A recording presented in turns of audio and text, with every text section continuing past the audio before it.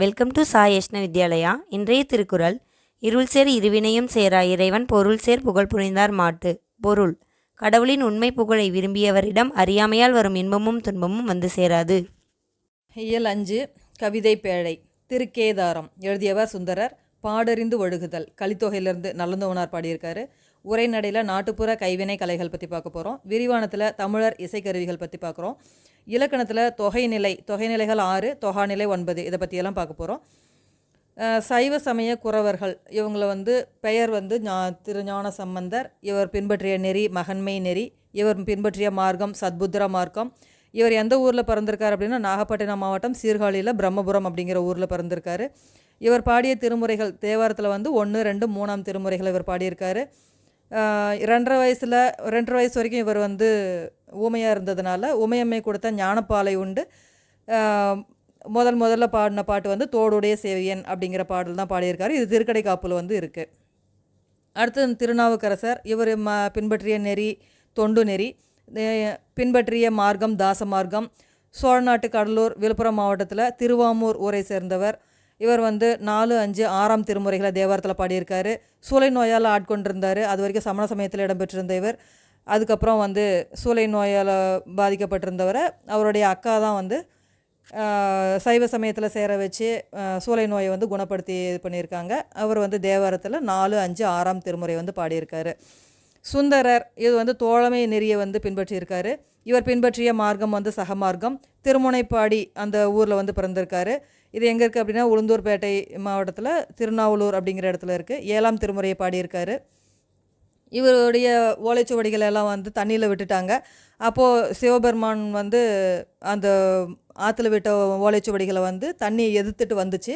அதனால் இவர் ஓலை அதை அந்த இதை வச்சு நம்ம சொல்கிறோம். இது திருப்பாட்டு அப்படிங்கிறத பாடியிருக்காரு. மாணிக்கவாசகர் பின்பற்றிய நெறி ஞான நெறி. பின்பற்றிய மார்க்கம் சன்மார்க்கம். இவர் மதுரை மாவட்டம் வைகை திருவாத ஊரில் பிறந்திருக்காரு. 8 திருமுறையை பாடியிருக்காரு. திருவாசகம் திருக்கோவையார் இது இவர் பாடிய நூல்கள். திருஞான சம்பந்தர் 7ஆம் நூற்றாண்டைச் சேர்ந்தவர். இவருடைய பெற்றோர் சிவபாத இருதயர் பகவதி அம்மாள். சிறப்பு பெயர் ஆளுடைய பிள்ளை அப்படின்னு சொல்கிறாரு. நெடுமாறனுக்கு வெப்பு நோய் வந்துச்சு. இந்த வெப்பு நோயை குணப்படுத்துறதுக்காக மந்திரமாவது நீர் அப்படிங்கிற பாட்டை பாடி தான் இவர் நெடுமாறனுக்கு வெப்பு நோயை குணப்படுத்தியிருக்காரு. திராவிட சிசு ஆதிசங்கரர் இப்படிலாம் இவரை பாராட்டுறாங்க. பிள்ளை பாதி புராணம் பாதி அப்படின்னு சொல்லி சேக்கிலார் இவரை பாராட்டியிருக்காரு. இவர் பிறந்த ஊர் கழுமலம் சீர்காழி. திருஞான சம்பந்தரை ஆளுடைய பிள்ளை அப்படின்னு சொல்லுவாங்க. திருநாவுக்கரசர் ஆளுடை அரசர் அப்படின்னு சொல்லுவாங்க.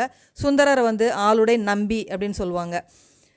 சுந்தரர் பார்த்தீங்க அப்படின்னு சொன்னால் திருநாவுக்கரசர் திலகவதியார் அவருடைய அக்கா. குறிக்கோள் இல்லாது கெட்டோன் அப்படிங்கிற சொல்லால் குறிக்கப்படுறாரு. புகழனார் மாதினியார் இது அவங்க அப்பா அம்மா பேர். என் கடன் பணி செய்து கிடப்பதே அப்படிங்கிற வரிகளுக்கு சொந்தக்காரர் இந்த திருநாவுக்கரசர் தான்.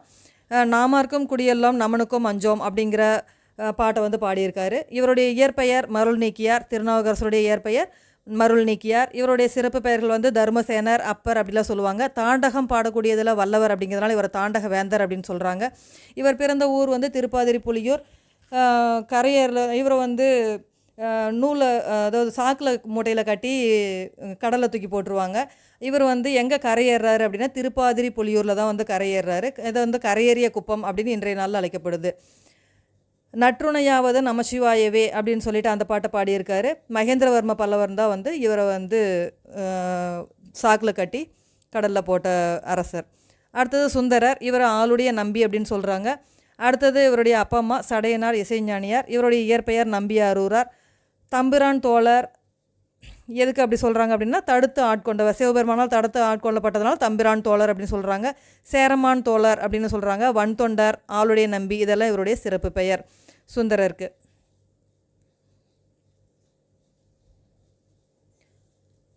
கவிதை பேழை. திருக்கேதாரம். சுந்தரர். உலக உயிர்கள் அனைத்தையும் இசைவிப்பது இசை. பண்ணின் தமிழ் இசை பாடலின் பழவை முழவு அதிர கண்ணின் ஒளி கனகச் சுனை வயிரம் அவை சொரிய மண் நின்றன மத வேழங்கள் மணிவாரி கொண்டு எரிய கின் என்று இசைமுரலும் திருக்கேதாரம் என்றீரே. சொல்லும் பொருளும். பண் இசை. கனகச்சுனை பொன்வண்ண நீர்நிலை. மத வேழங்கள். மத யானைகள். முரலும். முழங்கும். பழவை. முதிர்த்த மூங்கில். முதிர்ந்த மூங்கில். முதிர்ந்த மூங்கில்களால் ஆனவை புல்லாங்குழலும் முழவும். திருச்சிற்றம்பலம். உலகெல்லாம் உணர்ந்து ஓதற்கு அறியவன் அப்படிங்கிற பாடலை பாடியவரும் சுந்தரர் தான். சுந்தரர் பாடிய தேவாரம் எத்தனையாம் திருமுறையை சார்ந்தது? 7ஆம் திருமுறை. சுந்தரரின் சிறப்பு பெயர்கள்: நம்பி ஆரூரார், தம்பிரான் தோழர், ஆளுடை நம்பி, வன் தொண்டர். சுந்தரர் இயற்றிய வேறு நூல்கள்: திருத்தொண்ட தொகை. திருத்தொண்ட தொகை இதை பெரிய புராணம் இயற்ற காரணமாக இருந்த நூல் திருத்தொண்ட தொகை. திருத்தொண்ட தொகையில் 63 சைவ அடியார்கள், 9 தொகை அடியார்கள் இருக்காங்க.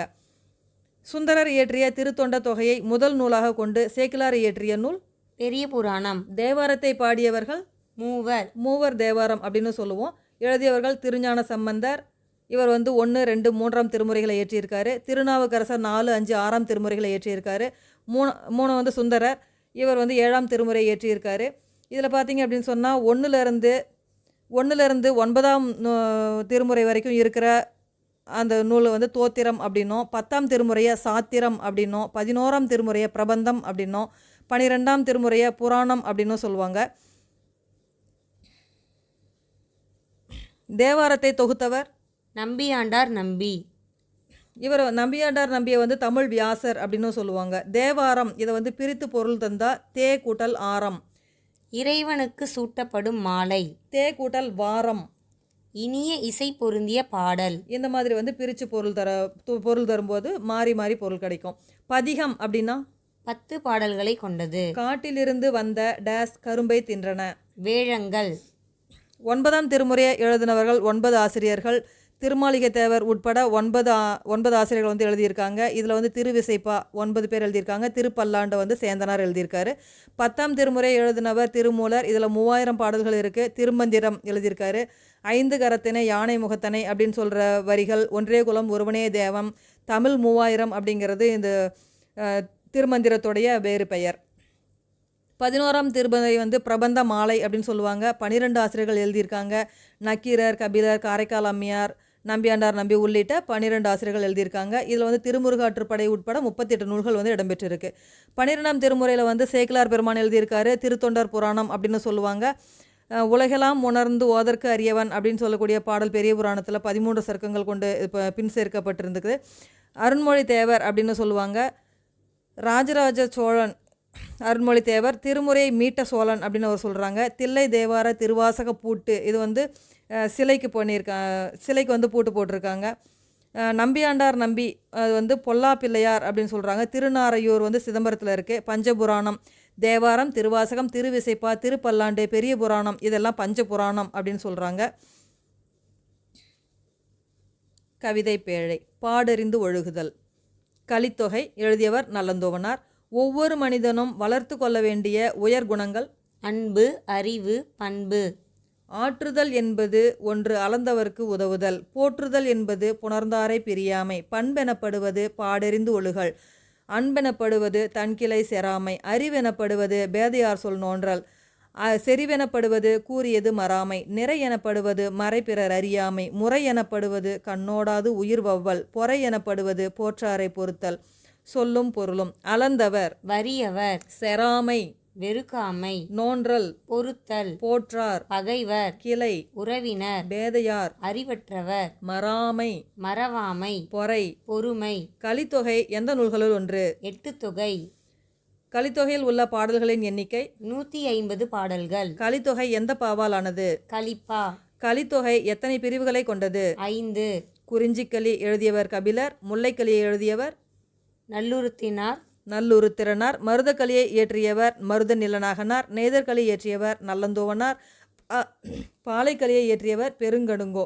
இவர் ஒரு மன்னன். கலித்தொகையை தொகுத்தவரும் நல்லந்தோவனார் தான். நெய்தல்களியை இயற்றியவரும் நல்லந்தோவனார் தான்.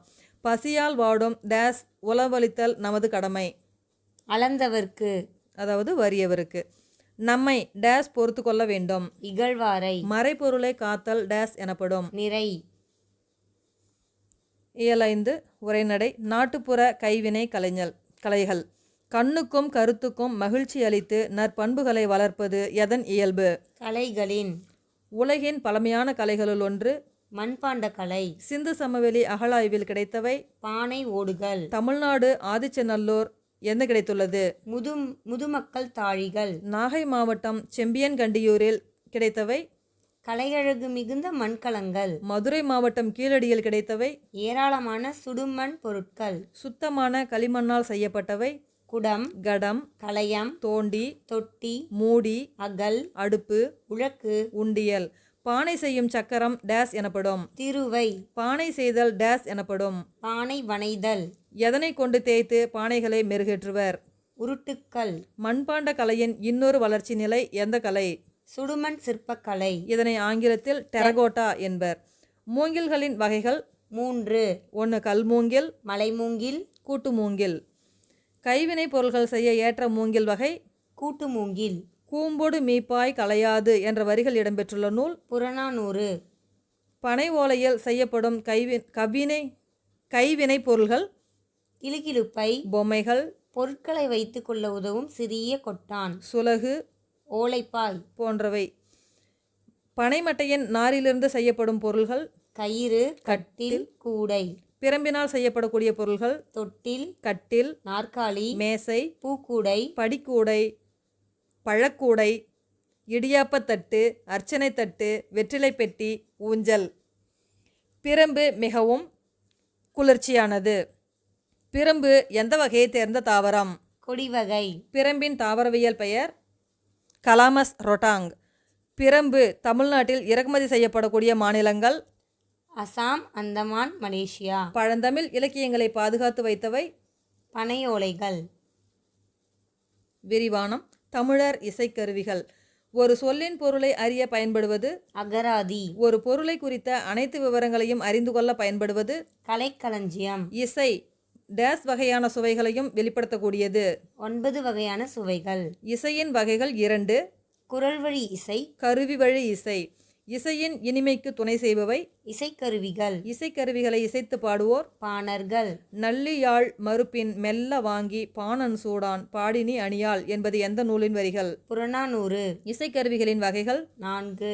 தோள்கருவி, நரம்பு கருவி, காற்றுக்கருவி, கஞ்சக்கருவி. தோள்கருவி என்பது முழவும் முரசும். தந்தி அல்லது நரம்பு கருவி என்பது யாழும் வீணையும். காற்றுக்கருவி என்பது குழலும் சங்கும். கஞ்சக்கருவி என்பது சாலரா சேகண்டி போன்றவை. உடுக்கை இது தோல்கருவி வகையை சார்ந்தது. இடை சுருங்கிய ஒரு கைப்பறையால் ஆனது. உடல் பகுதி பித்தளையால் ஆனது. வாய்ப்பகுதி ஆட்டுத்தோல் கொண்டு செய்யப்பட்டது. வலது வாயின் மீது தான் அடித்து இதனுடைய இசை இது பண்ணுவாங்க. இதனுடைய பெரிய உடுக்கை தவண்டை அப்படின்னும், சிறிய உடுக்கை குடுகுடுப்பைன்னு சொல்லுவாங்க. இறை வழிபாட்டின் போதும் குறி சொல்லும் போதும் இந்த இசை இசைக்கப்படுது. தண்டு உடுக்கை, தாளந்தக்கை, சார நடம்பயில்வார் என்ற உடுக்கை பற்றிய செய்தியை கூறும் வரிகள் இடம்பெற்றுள்ள நூல் சம்பந்தர் தேவாரம். திருஞான சம்பந்தர் இயற்றிய தேவாரத்தில் இந்த தண்டு உடுக்கை அப்படின்னு சொல்லி அந்த உடுக்கை பற்றிய செய்தி இடம்பெற்றிருக்கு. அடுத்தது குடமுழா. இதுவும் ஒரு தோல் கருவி தான். 5 முகங்களை உடைய முரசு வகையை சேர்ந்தது. ஒரு பெரிய குடத்தின் வடிவில் 5 வட்ட வடிவ வாய்களுடைய அமைஞ்சிருக்கும். இதை பஞ்சமகா சப்தம் அப்படின்னு சொல்லுவாங்க. இது கோயில்களில் இசைக்கப்படும். சென்னை அருங்காட்சியகத்தில் இந்த வகையில் ஒன்று காட்சிக்கு வச்சுருக்காங்க. அடுத்தது குழல். இது ஒரு காற்று கருவி வகையை சேர்ந்தது. வேய்ங்குழல், புல்லாங்குழல் என்றும் அழைப்பர். 7 சுரங்களையும் உண்டாக்கக்கூடிய 7 துளைகள் உடையதாக இந்த புல்லாங்குழல் அமைக்கப்பட்டிருக்கும்.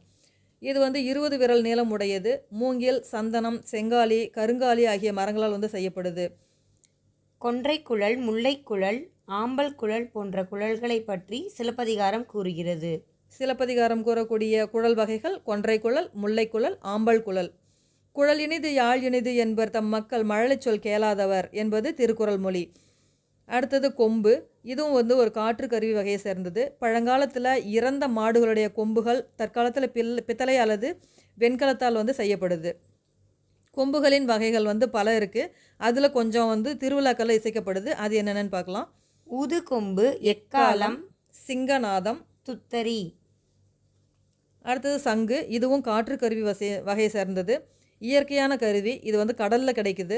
சங்கின் ஒலி சங்கநாதம் அப்படின்னு சொல்கிறாங்க. இலக்கியங்களை இதனை பணிலம் அப்படின்னு சொல்லுவாங்க. சங்கு பணிலம் அப்படின்னு சொல்கிறாங்க. வளமாக சுழிந்து இருக்கக்கூடிய சங்கு வலம்புரி சங்கு அப்படின்னு சொல்கிறாங்க. சங்கொடு சக்கரம் ஏந்தும் தடக்கையன் பங்கைய கண்ணானை பாடலோர் எம்பாவாய் அப்படின்னு சொல்லி திருப்பாவையில் ஆண்டாள் வந்து பாடியிருக்காங்க. அடுத்தது சாலரா, இது வந்து ஒரு கஞ்சக்கருவி வகையை சேர்ந்தது. பித்தளை அல்லது வெண்கலத்தால் செய்யப்பட்டது. உட்புறம் குவிந்திருக்கும். பாண்டில் என்றழைப்பர். சாலராவோட இன்னொரு பெயர் வந்து பாண்டில், இதை ஜால்ரா அப்படின்னு சொல்கிறாங்க. கூட்டு வழிபாட்டிலும் இன்னிசை அரங்குகளிலும் இசைக்கப்படுகிறது. அடுத்தது சேகண்டி, இது கஞ்சக்கருவி வகையை சேர்ந்தது. வட்ட வடிவமான மணி வகையை சேர்ந்தது. சேமங்கலம் அப்படின்னும் சொல்கிறாங்க. கோவில் வழிபாட்டிலும் இறுதி ஊர்வலங்களிலும் இந்த சேகண்டி கருவி வந்து இசைக்கிறாங்க. அடுத்தது திமிலை, இது வந்து ஒரு தோல் கருவி வகையை சேர்ந்தது. பலாமரத்தினால் செய்து விலங்கு தோலால் கட்டப்படும் கருவி. மணல் கடிகார வடிவில் இருக்கும். பாணி, திமிலை அப்படிங்கிறத பாணி அப்படின்னு சொல்கிறாங்க. சங்கொடு தாரை, காலம், தளங்கொழி, முழங்கு ஏரி. முழங்கு பேரி. வெங்குரல் பம்பை கண்டை வியன்துடி திமிலை தட்டி, இந்த வரிகள் இடம்பெற்றுள்ள நூல் பெரிய புராணம். சங்கொடு தாரை, காலம், தழங்கொழி, முழங்கு பேரி, வெங்குரல் பம்பை கண்டை வியன்துடி திமிழை தட்டி என்பது பெரிய புராணத்தில் இடம்பெற்றக்கூடிய பாடல் வரிகள். அடுத்தது பறை, இது வந்து ஒரு தோல் கருவி. விலங்கு தோலால் இழுத்து கட்டப்படும் கருவி. செய்திகளை தெரிவிக்க கோட்பறை இதை வந்து பயன்படுத்துகிறாங்க. ஆணிரர்களை கவரச் செல்லும் போது கோட்பறையை வந்து முழக்கிறாங்க. தற்காலத்தில் தப்பு, அதாவது தப்பாட்டம் அப்படின்னு அழைக்கப்படுது. அடுத்தது மத்தளம், இதுவும் ஒரு தோல் கருவி தான். மத்து கூட்டல் தளம், மத்தளம், இந்த மாதிரி சொன்னவர் அடியார்க்கு நல்லார். மத்து அப்படின்னா ஓசை அப்படிங்கிறது ஒரு பொருள். 2 கைகளாலும் இசைக்கப்படுவதால் இதனை முதற்கருவி அப்படின்னு சொல்கிறாங்க. மத்தளம் கொட்ட வரிசங்கம் நின்றூத மூத்துடை தாமம் நிறைத்தாழ்ந்த பந்தர் கீழ் அப்படின்னு சொல்கிறது நாச்சியார் திருமொழியில் இடம்பெற்றக்கூடிய ஒரு வரிகள். முரசு அப்படின்னு சொல்லப்படக்கூடியது ஒரு தோல் வகையை சேர்ந்த கருவி. தமிழர்கள் போர் துணை கருவிகளுள் முதன்மையானதாக இந்த முரசு தான் இருந்திருக்கு. படைமுரசு, கொடைமுரசு, மணமுரசு என 3 வகைகள் படும். 36 வகையான முரசுகள் பற்றி சிலப்பதிகாரம் சொல்லுது. மாக்கண் முரசம் அப்படின்னு சொல்லக்கூடிய நூல் மதுரை காஞ்சி. மதுரை காஞ்சி நூலில் தான் மாக்கண் முரசம் அப்படின்னு வந்து முரசத்தை பற்றி சொல்லியிருக்காங்க. அடுத்தது முழவு, இது ஒரு தோல் கருவி வகையை சார்ந்தது. ஒரு முகம் உடைய முரசு வகையை சார்ந்த இந்த கருவி வந்து முழவு. வாயில் கட்டப்பட்டுள்ள தோலில் ஒரு வகையான பசை மண்ணை தடவி தான் இதை வந்து முழக்கிறாங்க. மண்ணமை முழவு அப்படின்னு சொல்லப்படக்கூடிய நூல் பொருநராற்றுப்படை. காலத்தை அறிவிக்க நாளிகை முழவு, காலை முழவு ஆகியன இசைக்கப்பட்டன. கலை உனக்கெழிந்த முழவு மருள் பெரும்பழம் அப்படின்னு சொல்லப்படக்கூடிய வரிகள் இடம்பெற்றுள்ள நூல் புறநானூறு. அடுத்தது யாழ், இது வந்து ஒரு நரம்பு கருவி வகையை சேர்ந்தது. பேரியாழ், செங்கோட்டி யாழ், இது ரெண்டும் மிக பழமையான யாழ் வகை சேர்ந்தது. பேர் யாழ் 21 நரம்புகள் கொண்டது. மகர யாழ் 19 நரம்புகள் கொண்டது. மகர யாழ் வந்து மீன் வடிவில் இருக்கும். அடுத்தது சகோட யாழ் 14 நரம்புகள் கொண்டது. யாழின் வடிவம் மெல்ல மெல்ல மாற்றமடைந்து பிற்காலத்தில் எதனாக உருமாறி இருக்குது? வீணையாக உருமாறியது. வீணை, இதுவும் வந்து ஒரு நரம்பு கருவி தான். யாழ் போன்ற அமைப்பு உடையது. 7 நரம்புகளை கொண்டது. இடக்கை விரல்களால் நரம்புகளை அமைக்கியும் வலக்கை சுண்டு விரலால் கம்பிகளை மீட்டியும் இசை எழுப்புறாங்க.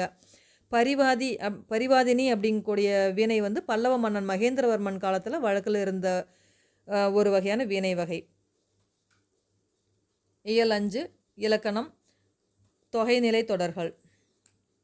2 சொற்களுக்கு இடையில் வேற்றுமை உருபு, வினை, பண்பு முதலியவற்றின் உருபுகள் மறைந்து வருவது தொகைநிலை தொடர். தொகைநிலை தொடருடைய வகைகள் 6. வேற்றுமை தொகை, வினைத்தொகை, உவமை தொகை, பண்பு தொகை, உம்மை தொகை, அன்மொழி தொகை. ஒன்றுக்கும் மேற்பட்ட சொற்களில் என்ற உருபு வெளிப்பட வருவது எண்ணும்மை. எடுத்துக்காட்டு பசுவும் கன்றும், இரவும் பகலும். தொகாநிலை தொடர். 2 சொற்களுக்கு இடையில் உருபுகள் மறையாமல் நின்று பொருளை உணர்த்துவது தொகாநிலை தொடர். தொகாநிலை தொடருடைய வகைகள் 9. எழுவாய் தொடர், விழித்தொடர், வினைமுற்று தொடர், பெயரெச்ச தொடர், வினையெச்ச தொடர், வேற்றுமை தொகாநிலை தொடர், இடைச்சொல் தொடர், உரிச்சொல் தொடர், அடுக்குத் தொடர். இதில் எழுவாய் தொடர் அதுக்கு எடுத்துக்காட்டு மல்லிகை மலர்ந்தது. மல்லிகை என்பது ஒரு எழுவாயா இருக்கு. இந்த எழுவாய் தொடர் வந்து மல்லிகை மலர்ந்தது. விழித்தொடர் அப்படிங்கிறது நண்பா படி. நண்பா படி அப்படின்னு சொல்லிட்டு அவனுடைய ஃப்ரெண்டை கூப்பிட்டு படிக்க சொல்கிறான். வினை முற்று தொடர். சென்றனர் வீரர். வினை முற்று தொடரில் வினை வந்து முன்னாடியே முடிஞ்சிருச்சு. சென்றனர் வீரர். பெயரெச்ச தொடர். வரைந்த ஓவியம். வரைந்த என்ற பெயரெச்சம் வந்து ஓவியம் அப்படிக்கூடிய ஒரு பெயர் சொல்ல கொண்டு முடிஞ்சிருக்கனால இது பெயரெச்ச தொடர். வினையெச்ச தொடர். தேடி பார்த்தான். ஒரு பொருளை தேடுறது வந்து ஒரு வினைச்சொல். தேடி பார்த்தான். வேற்றுமை தொகாநிலை தொடர். கவிதையை எழுதினார். கவிதையை அதில் யை அப்படிங்கக்கூடிய அந்த வேற்றுமை உருபு வந்து வெளிப்படையாக வந்திருக்கனால வேற்றுமை தொகாநிலை தொடர் அப்படின்னு சொல்கிறோம். இடைச்சொற் தொடர். மற்று பிற. மற்று அப்படிங்கக்கூடிய இடைச்சொல் வந்து பிற அப்படிங்கிற சொல்லோட சேர்ந்து வந்திருக்காங்க. இது இடைச்சொல் தொடர். உரிச்சொற்றொடர். சாலவும் நன்று. சால அப்படிங்கக்கூடிய உரிச்சொல் வந்து இடம்பெற்றிருக்கிறதுனால இது வந்து சாலவும் நன்று அப்படின்னு சொல்கிறோம். அடுக்கு தொடர். நன்று நன்று நன்று. ஒரே சொல் வந்து பலமுறை அடுக்கி வந்திருக்கிறதுனால இது அடுக்கு தொடர்னு சொல்கிறோம். மதிப்பீடு. சொற்களுக்கிடையே வேற்றுமை உருபு மறைந்து வருவது வேற்றுமை தொகை. செம்மரம் என்பது எவ்வகையான தொகை? பண்பு தொகை. கண்ணா வா என்பது எந்த தொடர்? விழித்தொடர். பொறுத்துக. பெயரெச்ச தொடர். எழுதிய பாடல். வினையெச்ச தொடர். பாடி முடித்தான். வினைமுற்று தொடர். வென்றான் சோழன். எழுவாய் தொடர். கார்குழலி படித்தாள். விழித்தொடர். புலவரே வருக. முல்லை நில மக்களாகிய ஆயர்கள் குழல் ஊதுவதில் வல்லவர்கள் என்பதை எந்த பதிகத்தில் அமைந்த நிகழ்ச்சி ஒன்று விளக்குகிறது? சம்பந்த திருப்பதிகம். இணைச்சொற்கள். இணைச்சொற்களின் வகைகள் எத்தனை? 3. நேரிணை, எதிரிணை, செரி இணை. நேரிணை என்பது சீரும் சிறப்புமாக பேரும் புகழும் இந்த மாதிரி சொல்லக்கூடியதெல்லாம் நேரிணை. எதிரிணை அப்படிங்கக்கூடியது இரவு பகல், உயர்வு தாழ்வு. செரி இணை என்பது பச்சை பசேல். பச்சை பசேல் என்று அந்த பயிரெலாம் இருக்குதுன்னு சொல்கிறோம். அது வந்து செரி இணை அப்படின்னு சொல்கிறோம். செறிவாக சொல்லக்கூடிய ஒரு வகையான சொல்கிறது தான் செரி இணை. முதற்கருவி என்பது மத்தளம். யாழிலிருந்து உருவான பிற்கால கருவி வீணை. இயற்கை கருவி சங்கு. விலங்கின் உறுப்பை பெயராக கொண்ட கருவை திமிலை. 19 நரம்புகள் கொண்ட யாழ் எது? மகரயாழ். 21 நரம்புகள் கொண்ட யாழ் பேரியாழ். 14 நரம்புகளை கொண்ட யாழ் சகோடையாழ். 7 நரம்புகளை கொண்ட யாழ் வீணை. ஒன்றோடு ஒன்று மோதி இசைக்கப்படுபவை கஞ்சக்கருவி. சிறிய வகை உடுக்கை குடுகுடுப்பை. பெரிய வகை உடுக்கை தவண்டை. பறை என்பது எந்த வகையான கருவி? தோல் கருவி. வட்டமான மணி போன்ற கருவி சேகண்டி. 5 வாய்களை கொண்ட கருவி குடமுழா. இசைக்கருவிகளை இசைத்து பாடல் பாடுவோர் பாணர். மூங்கிலால் செய்யப்படும் காற்றுக்கருவி புல்லாங்குழல். திருமணத்தின் போது கொட்டும் முரசு மணமுரசு. கலைச்சொற்கள். கைவினை பொருள்கள் கிராஃப்ட். புல்லாங்குழல், ஃப்ளூட், முரசு, ட்ரம், கூடை முடைதல், பாஸ்கெட்ரி, பின்னுதல், நிட்டிங், கொம்பு, ஹார்ன், கைவினைஞர், ஆர்டிசன், சடங்கு. ரைட். வாழ்வியல் திருக்குறள். தெரிந்து விளையாடல் அப்படிங்கக்கூடிய அதிகாரத்திலிருந்து இப்போ திருக்குறள் வந்து நம்ம பார்க்குறோம். செய்வானை நாடி வினை நாடி காலத்தோடு எய்த உணர்ந்து செயல். இதனுடைய பொருள் செயலாற்றும் திறன் உடையவரையும் செய்ய வேண்டிய செயலையும் செய்வதற்குரிய காலத்தையும் ஆராய்ந்து அச்செயலை நிறைவேற்ற வேண்டும். இதனால் இவன் முடிக்கும் என்றாய்ந்து அதனை அவன்கண் விடல். பொருள் இச்செயலை இந்த வகையால் இவர் செய்து முடிப்பார் என்று ஆராய்ந்து அச்செயலை அவரிடம் ஒப்படைக்க வேண்டும். செங்கோன்மை அதிகாரத்திலிருந்து 2 குறள் கொடுத்துருக்காங்க. ஓர்ந்து கண்ணோடாது இறை புரிந்து யார் மாட்டும் தேர்ந்து செய்வதே முறை. பொருள் எதையும் நன்கு ஆராய்ந்து ஒரு பக்கம் சாயாது நடுவுநிலையில் நின்று நடத்துவதே சிறந்த ஆட்சியாகும். குறள் இறைகாக்கும் வையகம் எல்லாம் அவனை முறைகாக்கும் முட்டா செய்யன் என்பது குறள். இதனுடைய பொருள் உலகத்து உயிர்களை எல்லாம் அரசர் காப்பாற்றுவார், அவரை அவரது குற்றமற்ற ஆட்சி காப்பாற்றும். வெறுவந்த செய்யாமை இந்த அதிகாரத்திலிருந்து 2 குறள் கொடுத்துருக்காங்க.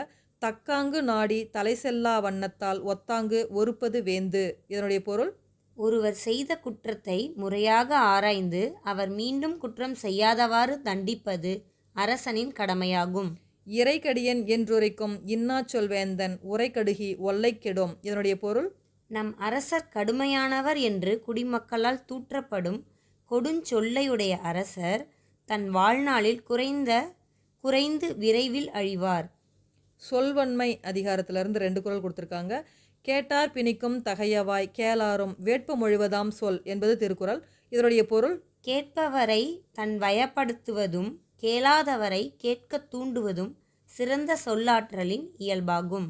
சொல்லுக சொல்லை பிரிதோர் சொல் அச்சொல்லை வெல்லும் சொல் இன்மை அறிந்து என்பது குறள். இதனுடைய பொருள் நாம் சொல்லும் சொல்லை வேறு சொல்லால் வெல்ல இயலாதவாறு சிறந்த சொற்களை தேர்ந்தெடுத்து பேச வேண்டும்.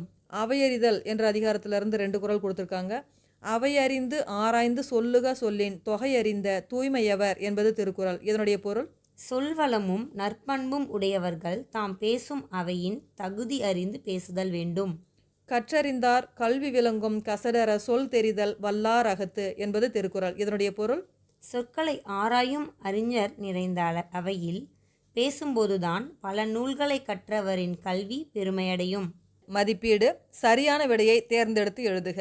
அரசரை அவரது டேஸ் காப்பாற்றும். குற்றமற்ற ஆட்சி. சொல்வளமும் நற்பண்பும் உடையவர்கள் தாம் பேசும் டேஸ் தகுதியறிந்து பேச வேண்டும். அவையின்.